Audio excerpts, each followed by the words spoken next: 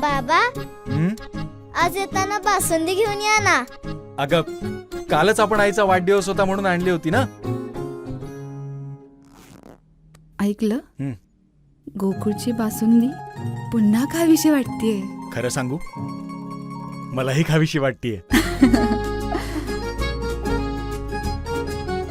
पुन्हा पुन्हा खावीशी वाटणारी गोकुळ बासुंदी. आंब्यांची आवक कमी झाली असून आता आंब्यांचे दर वाढलेले पाहायला मिळत आहे. अवकाळी पाऊस यामुळे बाजारात आवक वाढली होती, त्यामुळे गेले काही दिवस दर कमी झाले होते. मात्र आता आवक कमी झाल्यानं हापूस आंब्यांच्या दरानं उसळी घेतली आहे.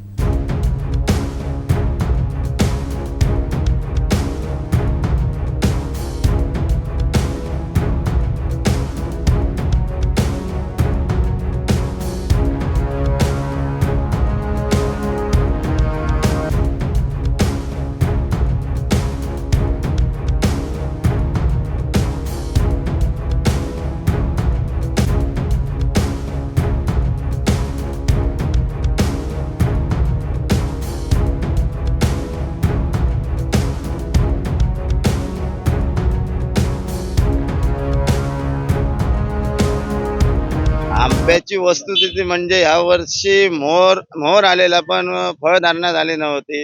आणि त्याचबरोबर आता आंब्याला रेट पण म्हणजे एकदम मेन सीझनला 200-250 वर रेट आला. सावंतवाडी मार्केट म्हणजे जवळपास सगळ्या ठिकाणी.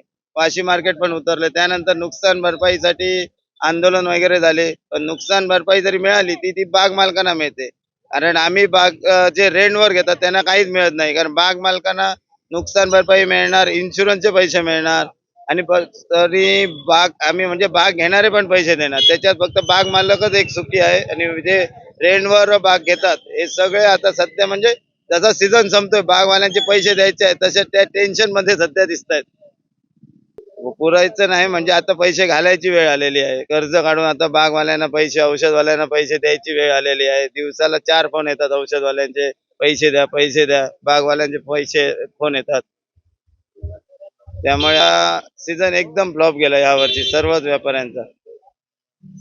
आंबा एकदम तसा आता खूप कमी झाला, म्हणजे शेवटचा सीझन आलाय. दर थोडेफार वाढले, म्हणजे आता घाऊ ग्रेड हे 300-350 आहेत, पण नॉर्मल रेट म्हणजे 1 डझन 500-550 वर रेट सध्या आहे चांगला.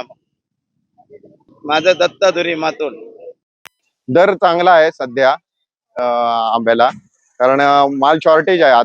आताच्या स्थितीला बघितलं तर माल शॉर्टेज होत चाललाय. पहिला थोडं हे होतं, पण आता नाही. पहिल्या सीझनला पण कसं होतं, चांगला भाव होता. आता पण चांगला भाव आहे इथे. 450-500 रुपये डझनला रेट आहे. साईज वर रेट आहे इथे. आता हापूस, केशर, पायरी अशा प्रकारचे इथे आंबा मार्केटमध्ये अवेलेबल आहे. इथे शेतकरी आहेत, आणि त्याला साधारण हापूसला 450, 500, 600 असा कॅटेगरीज वाईज म्हणजे साईज वर भाव आहे इथे. नाही, त्याने जो नुकसान झाला त्याची अवकाळी पावसाची नुकसान भरपाई अजून तर कोणी सांगितलेली नाही, आणि काही डिक्लेरेशन झालेलं नाही शासनाकडून. शेखर गावडे, मठ, सत्यवाडी, वेंगुर्ला.